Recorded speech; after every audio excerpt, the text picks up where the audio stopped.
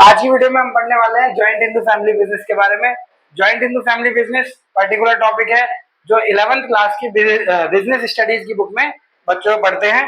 ठीक है, बाकी अगर आपके सिलेबस में ये टॉपिक है तो आप वीडियो चेक कर सकते हैं। देखिए, ज्वाइंट हिंदू फैमिली बिजनेस क्या है? एक ऐसा बिजनेस है जो सिर्फ इंडिया में एप्लीकेबल है। ठीक है, आउटसाइड इंडिया ये बिजनेस नहीं चलता। इसके नाम से ही क्लियर हो रहा है कि एक ऐसा बिजनेस जो ज्वाइंट हिंदू फैमिली है, यानी कि हिंदू फैमिली के लिए बना हुआ है ये बिजनेस, और हिंदू फैमिली के लिए ही है ये बिजनेस। बाकी जो अदर रिलीजन्स हैं उसमें नहीं है ये बिजनेस। ये सिर्फ हिंदू एक्ट के अकॉर्डिंग चलता है, तो इसीलिए हम इसको हिंदू फैमिली बिजनेस भी कहते हैं। और ज्वाइंट है यानी कि घर के सारे मेंबर, है ना, father mother daughter sister brother, सारे जितने भी हैं सारे मेंबर क्या बिजनेस में एंगेज रहेंगे, तो इसीलिए इसका नाम ज्वाइंट है ना। ज्वाइंट फैमिली जो होती है वो जब मिलकर बिजनेस को रेगुलेट करते हैं तो वो बिजनेस कहलाता है ज्वाइंट हिंदू फैमिली बिजनेस। ये सिर्फ इंडिया में है। याद रखिए कि कई बार क्वेश्चन आ जाता है कि joint Hindu family business India में है या आउटसाइड इंडिया भी है या कहाँ कहाँ, तो ओनली इंडिया में है ये बिजनेस। ठीक है, और ये सिर्फ हिंदू फैमिलीज के लिए है, हिंदू एक्ट के अंदर रजिस्टर्ड होता है, तो इसलिए सिर्फ हिंदू फैमिली जो है वही इस बिजनेस को कंडक्ट करती है और रेगुलेट करती है। तो क्या है ज्वाइंट हिंदू फैमिली बिजनेस? अब इसकी डेफिनेशन चेक कर लेते हैं एक बार। ठीक है, तो ये डेफिनेशन लिखी हुई है, it refers to that business organisation under which all member यानी कि सारे मेंबर फैमिली के, ठीक है, all member of joint Hindu family carry a business under the control of mukhiya या कर्ता। ठीक है, मुखिया या कर्ता कौन होता है? एल्डर मेंबर जो होता है फैमिली का। जैसे मोस्टली केसेस में ग्रैंडफादर होते हैं और ग्रैंडफादर के बाद फिर फादर हो जाते हैं। मोस्टली केसेस में फैमिली में यही होता है कि ग्रैंडफादर जो है वो सबसे बड़े हैं, तो वही मुखिया होते हैं पूरे बिजनेस के या पूरे घर में भी, है ना। घर में कोई मेजर डिसीजन लेना होता है तो ग्रैंडफादर अगर हैं तो उनसे पूछ के लिया जाता है। उसके बाद अगर वो एक्सपायर हो गए या नहीं है दुनिया में तो फिर फादर उनकी पोस्ट संभालते हैं। फिर फादर के बाद उनकी आने वाली जनरेशन, तो ऐसे जनरेशन बाय जनरेशन मुखिया बदलते रहते हैं। ठीक है ना, तो कंट्रोल किसका होता है? मुखिया का। बाकी जितने भी मेंबर है ना, छोटे भाई बहन या ब्रदर सिस्टर कह सकते हैं हम, सन कह सकते हैं, डॉटर कह सकते हैं, वाइफ हो गई, है ना, तो बाकी जितने भी मेंबर हैं मुखिया या कर्ता को छोड़कर इंगेज वो भी होते हैं, बट कंट्रोल किसका होता है? कंट्रोल मुखिया का होता है। ठीक है, डिसीजन सारे मुखिया लेता है, मैनेजमेंट मुखिया करता है ना, कंट्रोल हमेशा मुखिया का रहता है। तो उसी को कहते हैं हम क्या? Joint Hindu family business. अब आगे आते हैं इसके फीचर्स, मेरिट्स और लिमिटेशन पे। फीचर्स यानी कि इसकी विशेषताएं, मेरिट्स यानी कि इसके गुण, ठीक है, और लिमिटेशन यानी कि इसकी सीमाएं या अवगुण। एक एक करके समझते हैं सारे पॉइंट। मैनेजमेंट फीचर्स में पहला पॉइंट है मैनेजमेंट बाय कर्ता। जैसा कि मैंने अभी आपको बताया, कर्ता कहें या मुखिया कहें, कंट्रोल किसका होता है? एल्डर मेंबर का। तो वही लिखा हुआ है यहाँ पर, मैनेजमेंट बाय कर्ता, मतलब कर्ता मैनेजमेंट करता है, जो मुखिया होता है फैमिली का वो मैनेजमेंट करता है। तो ये हो गया मैनेजमेंट बाय कर्ता। सेकंड पॉइंट है लिमिटेड लायबिलिटी। बाकी सारे मेंबर्स की लायबिलिटी जो है वो लिमिटेड होती है, ओनली कर्ता ही ऐसा मेंबर है जिसकी लायबिलिटी अनलिमिटेड होती है। मतलब क्या कि बाकी जो मेंबर है वो एक लिमिट तक लायबिलिटी को बियर करेंगे, उसके बाद नहीं बियर करेंगे, लेकिन कर्ता ऐसा है कि वो अपनी लायबिलिटी भी बियर करेगा और बाकी मेंबर की भी। तो ये हो गया लिमिटेड लायबिलिटी। थर्ड नंबर पे आता है परमानेंट एग्जिस्टेंस। परमानेंट एग्जिस्टेंस का मतलब ये है कि ये बिजनेस कंटिन्यू सर्वाइव करता रहता है जनरेशन बाय जनरेशन, पीढ़ी दर पीढ़ी बिजनेस के मुखिया बदलते रहते हैं, बट बिजनेस एग्जिस्टेंस में हमेशा के लिए रहता है। जब तक उसे चलाना चाहे वो तब तक चल सकता है। जैसे पहले मैंने अभी आपको बताया ना कि पहले ग्रैंडफादर थे मुखिया, फिर ग्रैंडफादर की जब एज एक्सपायर हो गई, है ना, जब वो रिटायर हो गए तो उन्होंने फिर अपना फादर को दे दिया, फिर फादर के बाद फादर ने अपने सन को दे दिया। पूरा बिजनेस हैंडओवर ऐसे करते रहते हैं आगे जनरेशन पर। तो ये बिजनेस हमेशा परमानेंट एग्जिस्टेंस में रहता है। जब तक फैमिली में आगे जनरेशन बढ़ती रहेगी तब तक बिजनेस एग्जिस्टेंस करता रहेगा। फोर्थ नंबर है membership by birth. By birth हम मेंबरशिप ले लेते हैं बिजनेस की। ऐसा कोई इसमें कोई ऐसा पेपर डॉक्यूमेंट तैयार नहीं करना पड़ता मेंबरशिप लेने के लिए। ठीक है, एक बिजनेसमैन के घर अगर कोई न्यूबॉर्न बेबी आ रहा है ना, बर्थ ले रहा है, जन्म ले रहा है, तो बिजनेसमैन के बिजनेस में उसका भी उतना ही हिस्सा हो जाता है जितना बाकी लोगों का है। ठीक है ना, तो मेंबरशिप बाय बर्थ, ठीक है, सिंपल सी बात है।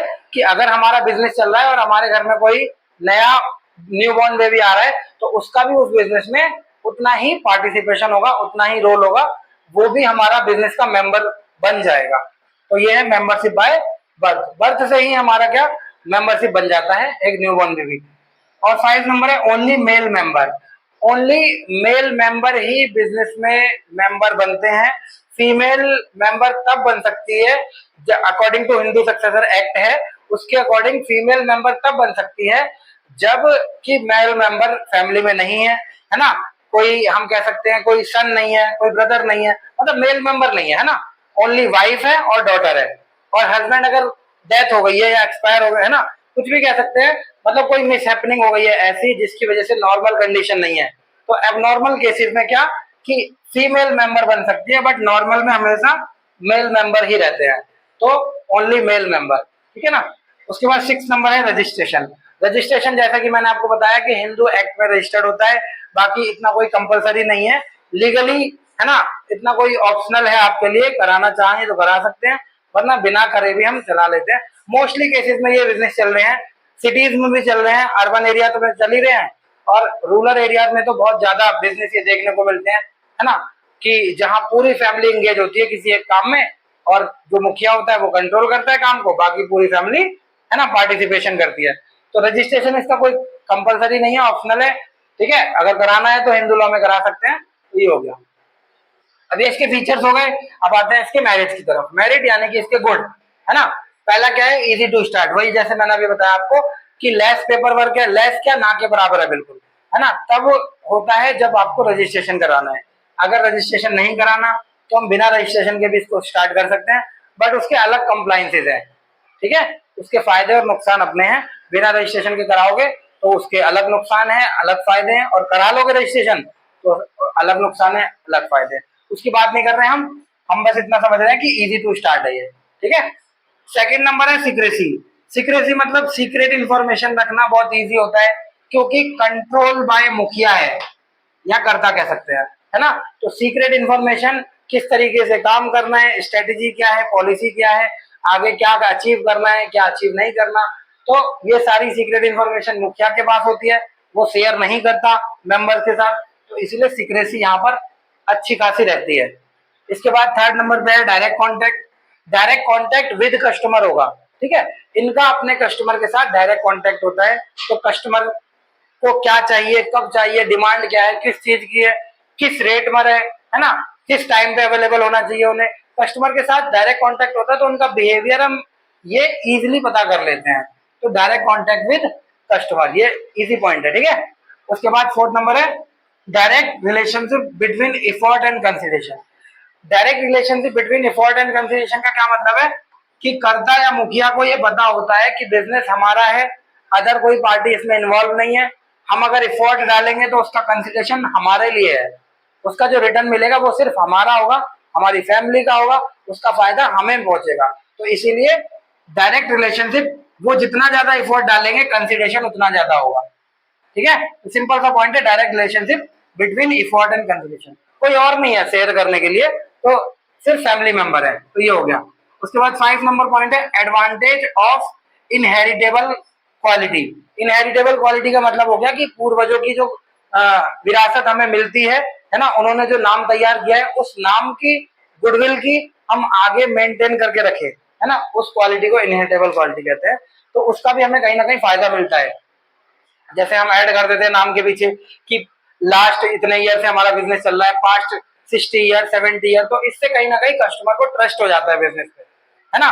तो एडवांटेज ऑफ इनहेरिटेबल क्वालिटी उसी को कहते हैं कि हमारा कस्टमर का हमारे ऊपर ट्रस्ट बन जाता है जब कस्टमर को ये पता लगता है ये बिजनेस बहुत पुराना है और पीढ़ी दर पीढ़ी इसके ऑनर या मुखिया बदलते जा रहे हैं, तो उसको कहते हैं एडवांटेज ऑफ इनहेरिटेबल क्वालिटी, ठीक है, उसका फायदा मिलता है और कहीं ना कहीं सेल बढ़ती है। तो ये होगा इसके सारे मेरिट्स। अब आते हैं लिमिटेशन की तरफ। लिमिटेशन में भी 5 पॉइंट है। पहला पॉइंट है लिमिटेड रिसोर्सेज। लिमिटेड रिसोर्सेज इसलिए क्योंकि ज्वाइंट हिंदू फैमिली बिजनेस है, single family single business conduct करती है, तो सिंगल फैमिली मेंबर जितने भी हों, ठीक है, उनके पास जो रिसोर्सेज है वही वो इन्वेस्ट कर पाएंगे, वही वो लगा पाएंगे बिजनेस में। तो इसीलिए लिमिटेड रिसोर्सेज है, क्योंकि अनलिमिटेड नहीं है। मेंबर जितने भी होंगे वो फैमिली के होंगे, बाहर वाला कोई नहीं आ सकता, ठीक है। तो जितने भी मेंबर है वो लिमिटेड है, उनके पास जितना इन्वेस्टमेंट है वो उतना ही कर सकते हैं, उसके अलावा नहीं कर सकते। तो इसीलिए यहाँ पर लिमिटेड रिसोर्सेज बोला गया है, ठीक है। सेकंड नंबर है अनलिमिटेड लायबिलिटी। अनलिमिटेड लायबिलिटी का मतलब होता है कि कर्ता की लायबिलिटी, है ना, कर्ता कह लो या मुखिया कह लो। अभी मैंने आपको बताया था कि बाकी मेंबर की तो लायबिलिटी लिमिटेड होती है, सेकंड पॉइंट में हमने पढ़ा था, ये बाकी मेंबर के लिए है ना, अदर देन कर्ता। और अनलिमिटेड लायबिलिटी वाला पॉइंट है सिर्फ कर्ता के लिए, अदर देन बाकी मेंबर, है ना, अदर देन, ठीक है। हाँ, तो ये हो गया अनलिमिटेड लायबिलिटी का पॉइंट कि ओनली फॉर कर्ता क्या है, अनलिमिटेड लायबिलिटी है, ठीक है ना। थर्ड नंबर है डोमिनेंस ऑफ कर्ता। डोमिनेंस ऑफ कर्ता का मतलब ये कि कर्ता का हावी होना अपने फैमिली मेंबर्स पे, है ना।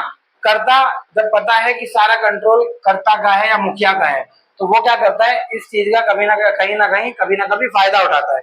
वो अपनी फैमिली को बेशक वो कंट्रोल कर रहा है पूरा बिजनेस, लेकिन वो कभी ना कभी अपनी फैमिली को डोमिनेट करता है, मतलब हावी होता है उनके ऊपर, उन्हें चाहे अच्छे के लिए चाहे बुरे के लिए उन्हें सुनाना शुरू कर देता है, या उनसे ज्यादा काम लेना शुरू कर देता है, या उनको विदाउट इंटरेस्ट के उनके काम कराता है ना। तो उसको कहते हैं डोमिनेंस ऑफ कर्ता, मतलब कर्ता का हावी होना, है ना।